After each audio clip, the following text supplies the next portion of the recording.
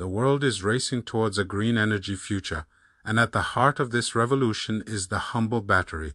From the smartphone in your pocket to the electric vehicle you might be dreaming of, batteries are everywhere. But have you ever stopped to think about what's inside them? Key minerals like cobalt, lithium, manganese, and graphite are the building blocks of this new era. And guess where a huge chunk of these minerals are found? Africa, the Democratic Republic of Congo, for example, produces over 70% of the world's cobalt. Guinea holds the world's largest bauxite reserves, the ore for aluminum. Zimbabwe has massive lithium deposits. This sounds like a golden opportunity, right? A chance for African nations to finally leverage their natural wealth for unprecedented economic development. But history tells us a cautionary tale, one of the resource curse. For decades, vast oil and diamond wealth in many African countries didn't translate into prosperity for the average citizen. Instead, it often led to corruption, conflict, and economies that were dangerously dependent on a single commodity. As the global demand for battery minerals skyrockets, the big question is, will this time be different? Can Africa turn its mineral wealth into a blessing, not another curse? To understand how to get it right, we first need to look at what went wrong. The classic resource trap has a few key ingredients. First, there's the Dutch disease. When a country discovers a valuable resource, its currency can strengthen dramatically.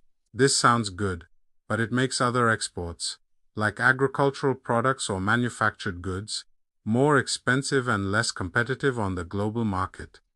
Essentially, the booming mineral sector crowds out every other part of the economy. This leads to overdependence. If the price of that one mineral crashes, the entire national economy can go down with it. We saw this happen with oil prices time and time again. Another major pitfall is weak governance and corruption. When billions of dollars are flowing into government coffers from mining contracts, the temptation for misuse is enormous.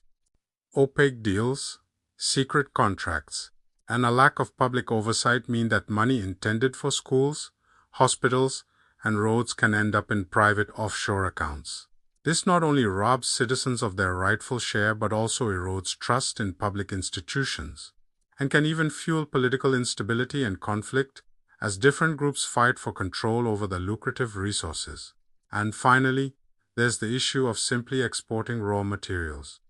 For centuries, the model has been to dig minerals out of African soil, ship them overseas for a low price, where they are then processed, manufactured into finished products, and sold back at a much higher value. All the high-paying jobs, the technological development, and the real profits happen outside of Africa.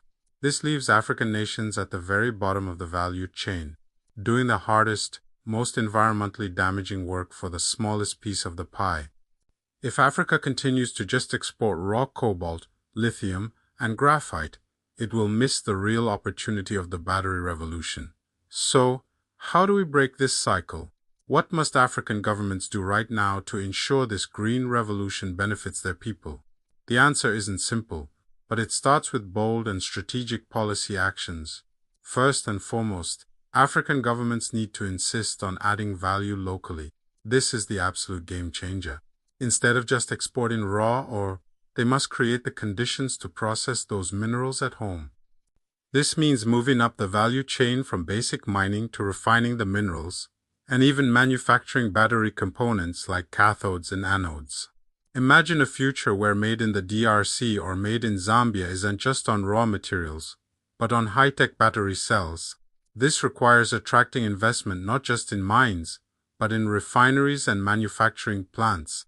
Governments can use policy tools like export restrictions on raw minerals or offering tax incentives for companies that set up processing facilities in country.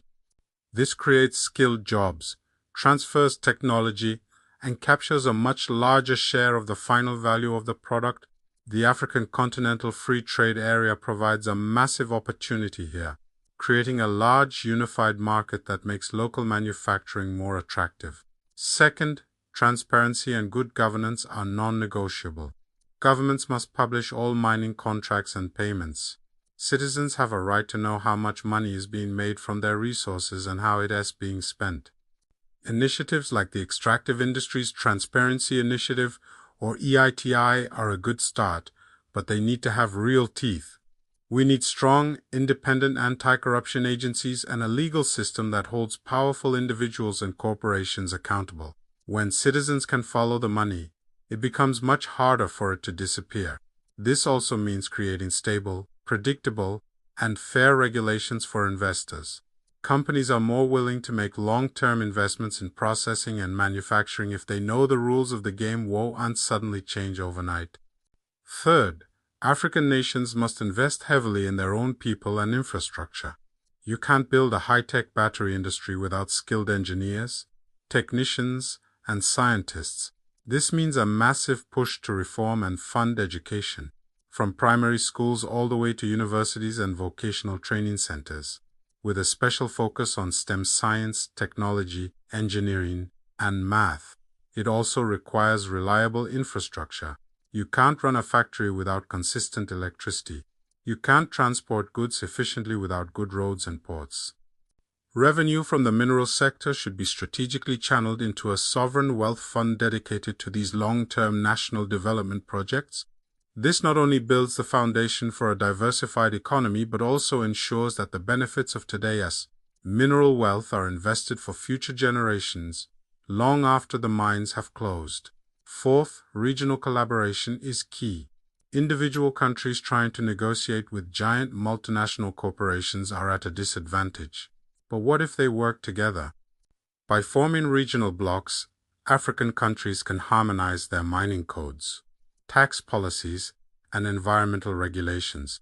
They can create regional value chains, where one country mines the cobalt, a neighboring country refines it, and another manufactures the battery components.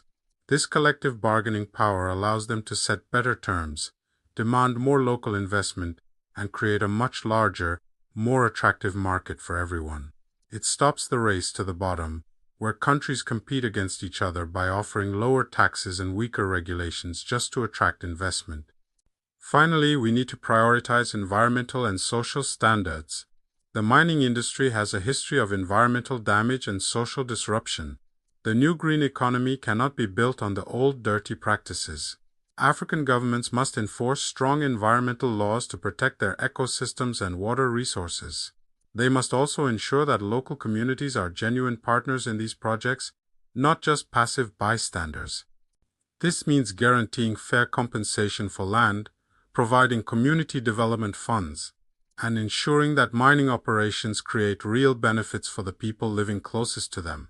Protecting human rights, especially eliminating child labor from supply chains, is absolutely critical for the legitimacy and long-term sustainability of this industry.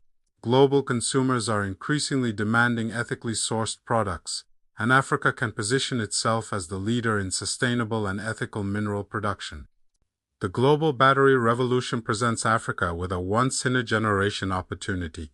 It's a chance to rewrite the story of resource extraction on the continent. It's a chance to build diversified, resilient economies, create millions of good jobs, and lift entire populations out of poverty. But this outcome is not guaranteed. It requires vision, courage, and decisive action from African leaders. It demands a move away from the old model of just digging and shipping. The path forward is clear: add value locally, demand transparency, invest in people and infrastructure, collaborate regionally, and uphold the highest environmental and social standards. If African nations can seize this moment, the minerals beneath their soil could truly power a brighter future for the entire continent. The battery revolution must be an African revolution. Thanks for watching. If you found this video insightful, please give it a thumbs up, subscribe to the channel, and hit the notification bell so you don't miss our next one. Let me know your thoughts in the comments below.